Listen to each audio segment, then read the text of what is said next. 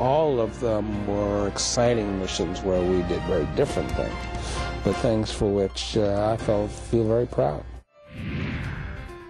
In September, NASA celebrates its golden anniversary. Buckeye astronauts gather in Cleveland. Lancaster, California pays tribute to 3 NASA heroes. And a new book features NASA art. Honoring the past, envisioning the future was the theme of a gala in celebration of NASA's first 50 years. Some 2,000 guests attended the event at the Smithsonian National Air and Space Museum's Udvar Hazy Center in Chantilly, Virginia.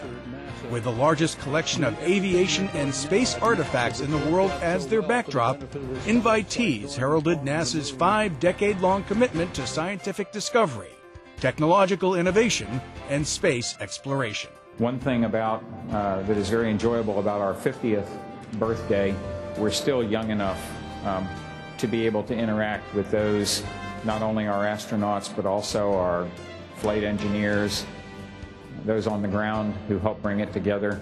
To be able to be mentored and taught by such people has been one of the greatest benefits that I've had. NACA is to become part of a new agency, the National Aeronautics and Space Administration. It was 50 years ago this week, on October 1st, 1958, that the National Aeronautics and Space Administration was established to steward America's space program and help humankind's understanding of the universe, our home planet, and ourselves. As we pause to mark NASA's first 50 years of inspiration, innovation, and discovery, we see a world without borders from our vantage point in space, a world where the sky's the limit. The event also featured a congratulatory message from Expedition 17 flight engineer Greg Shamatov aboard the International Space Station. The evening's entertainment included performances by music icon Quincy Jones, Frank Sinatra Jr., and the Space Philharmonic, conducted by Emile Decoud.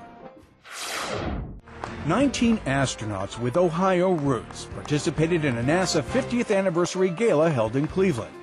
The event highlighted the contributions of 27 astronauts born or now living in Ohio, including Neil Armstrong.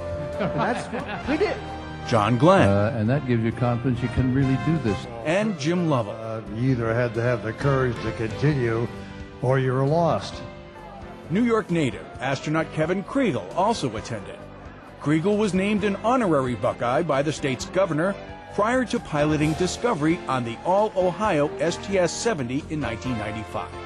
His crewmates were Commander Tom Hendricks and mission specialists Nancy Jane Curry, Don Thomas, and Mary Ellen Weber. That's my only words of inspiration is keep your eyes and ears open. Look for the tiniest opportunity to try something new, to seek out new people, new events even like this, like today. The city of Lancaster, California, paid special tribute to 3 former NASA astronauts. Sidewalk plaques honoring Eileen Collins, Michael Collins, and the late Gordon Cooper were unveiled on Lancaster's Aerospace Walk of Honor.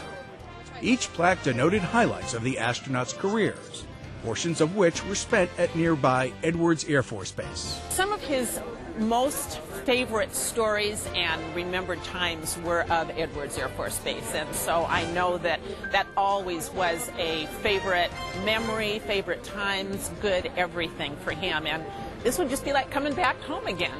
The careers of Cooper, Michael Collins, and Eileen Collins span NASA's human spaceflight program, from Mercury through Apollo and the Space Shuttle.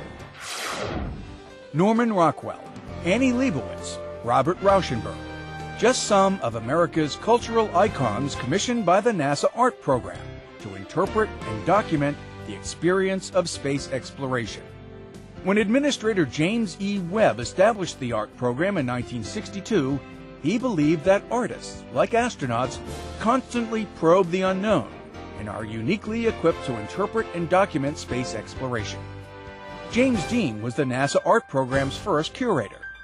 We would call them on the telephone and say, we're trying to do this, would you be interested? They lit up.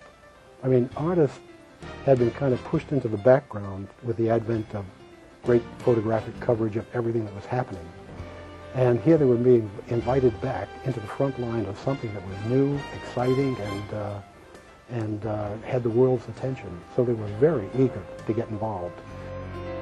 In NASA, Art, 50 Years of Exploration, a new book co-authored by Dean and the art program's current curator, the public will be able to see for the first time many of these artists' interpretations in a historic collection of almost a half-century of space-inspired artwork.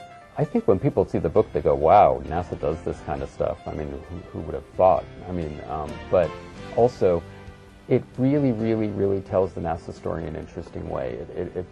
You really get an idea of what the history of NASA is all about, and you go all the way back to the last Mercury mission, all the way going forward.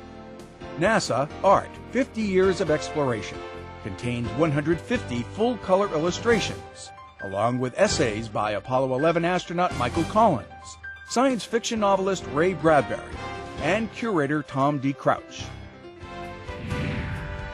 In October, a test rocket heads to Marshall, and the Bay Area gets a blimp. Full-scale components of the Ares 1X test rocket, designed and manufactured at the Glenn Research Center, were showcased for media prior to their journey to the Kennedy Space Center. The components represent the size, outer shape, and mass of the second stage of the rocket. They'll travel from the Wellsville, Ohio Intermodal Facility on a 12-day trip to Kennedy, where they'll be integrated on the Ares 1X test rocket scheduled for launch next year. Ares is the launch system that'll power NASA astronauts back to the moon. The first airship to fly over the U.S. in more than 70 years floated over the Golden Gate Bridge, landing at Ames Research Center's Moffett Field after a dramatic cross-country flight. The Airship Venture Zeppelin is 246 feet long, 50 feet longer than the Goodyear blimp, and capable of carrying up to 12 passengers. NASA and Airship Ventures have entered into a lease agreement to base the Zeppelin at Moffett Field. The deal allows NASA to use the airship for disaster response, scientific research, and educational training. The Zeppelin is also available commercially for aerial tours of the San Francisco Bay Area. In November, Orion's mass is measured.